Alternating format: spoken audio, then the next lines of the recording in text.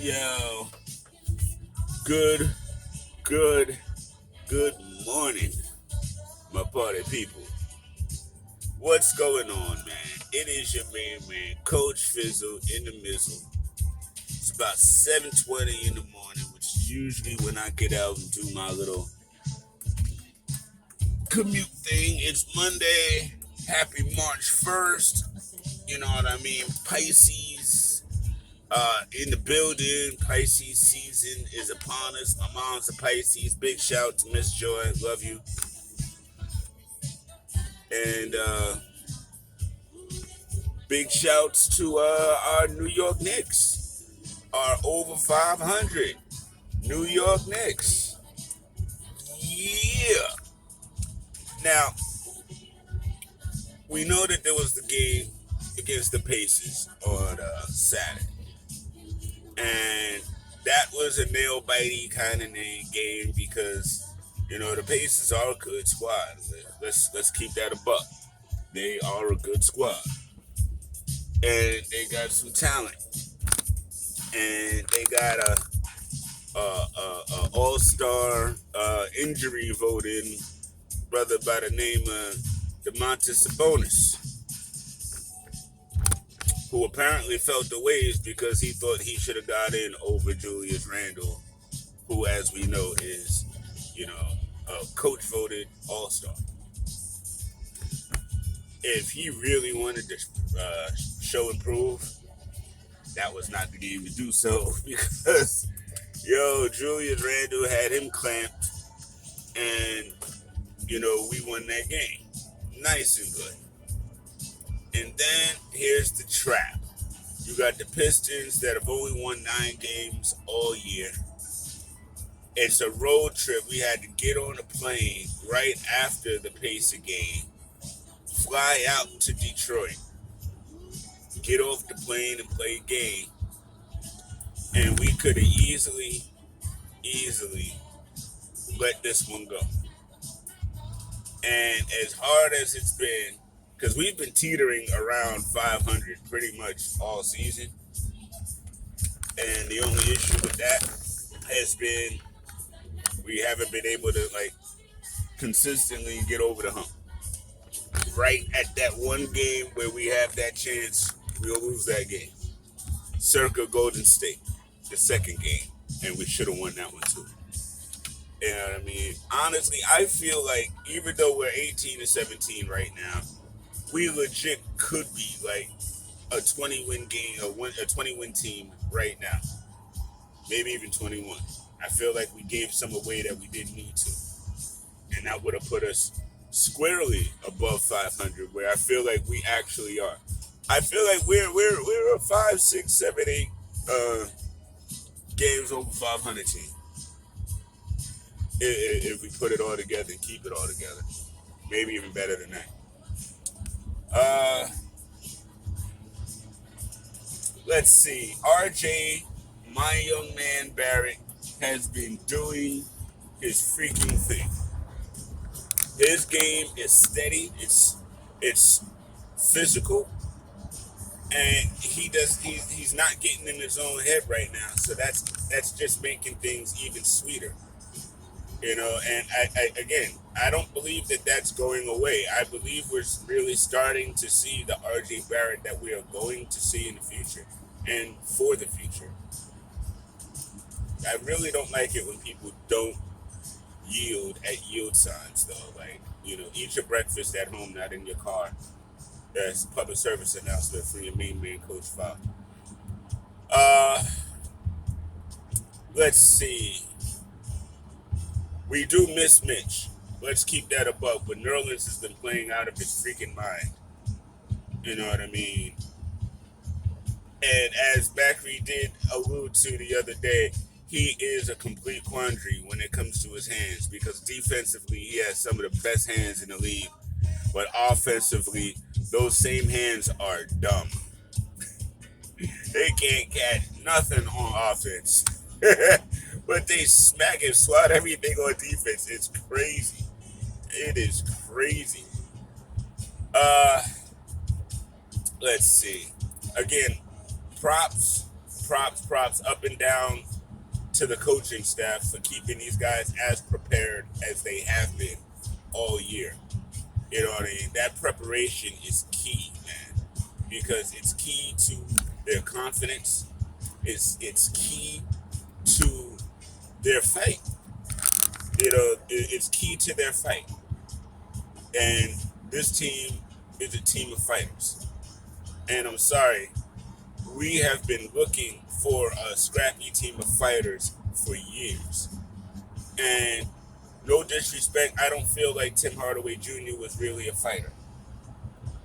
No disrespect, I know KP is not a fighter. You know what I mean? And this is not a KP knock, and this is not about the KP trade, okay? Listen, Dallas did what they thought they needed to do. We did what we thought we needed to do. You know, and there it is. Every day it's back and forth between Mavericks, Twitter, KP, and the KP lovers of the New York writers like Howard Beckett, and y'all are so corny. You know what I mean? Y'all love players over teams, and y'all decide to create all of these terribly slanderous themes about the team that did something about the player that you didn't like, that you liked. But you know, you don't take any time to consider if that player or their actions are actually good for the team. You know, and so for you individuals, you know, you guys who love individuals over team, I ain't got nothing for you. You know, y'all gonna continue to, you know, die on them hills. You know what I mean? So enjoy that. But dude, this is about a team, and everybody who follows me and knows I am all about the team, not the individual player. You know what I mean? And if I find an individual player, you know, showing out or trying to embarrass the team, I automatically have an issue with that player. I do. Sorry. You know, I feel like if players have issues with management and stuff like that, there is a professional and intelligent way of going about handling that really doesn't have much to do with being in the media and having Stephen A. or somebody, you know, run that diatribe. I dug it. So, I'm not really, guys, today it's a rainy day and I must be hitting every single pothole on my morning commute because that's just ridiculous. Every last one of them. All right, so before everything starts going haywire with this broadcast, even more so than it already has, end of the day, we are above 500. We are fourth in the East right now. Fourth. And it's not even for me who would have thought it and any of that anymore. It is what it is. We're here. Cool. You know what I mean? Now, we're about to hit into this All-Star break. We're going to have a couple of representatives on Sunday, and that's fly as heck. I really dig that. You know, it's always good when the Knicks are in the weekend festivities in any capacity. But, you know, at least right now I see Slam Dunk and, of course, the All-Star game representing. So, good stuff, Knickerbockers. Good stuff. We got San Antonio on Tuesday, and they are another really tough, scrappy team like us. They're fighters, but I feel like we can take that game. I don't really feel like honestly, I just feel like we can win that game. You know, the way our team is playing, the weapons we have, the way it's coming together, I don't have any issues. And I honestly think we're not going to fall for the trap against the Pistons on Thursday either. I think these next couple of games we're going to win. If we lose one, I'm not going to be too upset. But I do think this is the time to start not just being happy with being above 500.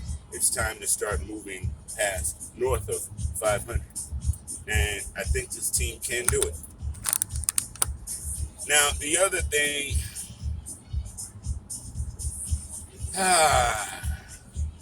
again, I'm not really big on clowning our teammates and stuff like that. But there is a reality that will have to be dealt with. Do we look better as a team and do we function better as a team with Derrick Rose as the point guard? I can honestly say we have scored more points in the first and second quarters with Derrick at the lead. Now, does that mean no more Elf? I am a huge Frank Ntilikina guy. I am. Not more so than the team, though. So, all of y'all, see, I told you it's a Franker. Calm it down. I'm a teamer. Remember that. But I like the kid. I always did. I liked his defense. I liked his work hard. I liked his work ethic. You know what I mean? And I also felt like, for all the defense that he was doing, he wasn't offensively gifted enough to start for us. Especially because we needed offense. With this new emergence, that's a little different now. And I'm sorry, number two, Frank plays off ball, so it's not really about him being the point guard or anything like that. But I just see that Tibbs likes to have a defensive-minded guard on the court at all times. And before his injury, that guy was Elf. And as long as Elf was playing to the level that he was playing, we're gonna stick with Elf. But now it looks like with the emergence of Frank's defense and Frank being able to do what he's doing, it might be one of those situations where we might have to figure out something else to do with Elf. I mean, again, I get it. On both sides of that particular fence, I get it. But he's a good teammate, good in the locker room. And I don't know. I'm torn, to be honest. Part of me is like, yo, if we can get something for him, let's hit it. The other part is, yo, but what if we catch guard-like injuries and need him? You know what I mean? I just think about that a little bit. And this Austin Rivers situation, again, now, I dig Austin for coming. I do. I dig him for what he has said in reference to the team and everything, and the mentality to be here. But at the same time, I do recognize that the young man wants to play. And what is so odd to me is that when he first got here, he was lighting it up, and then all of a sudden, his offense vanished. I mean, just vanished. You know what I mean? He have like 4-point games and 3-point games and stuff.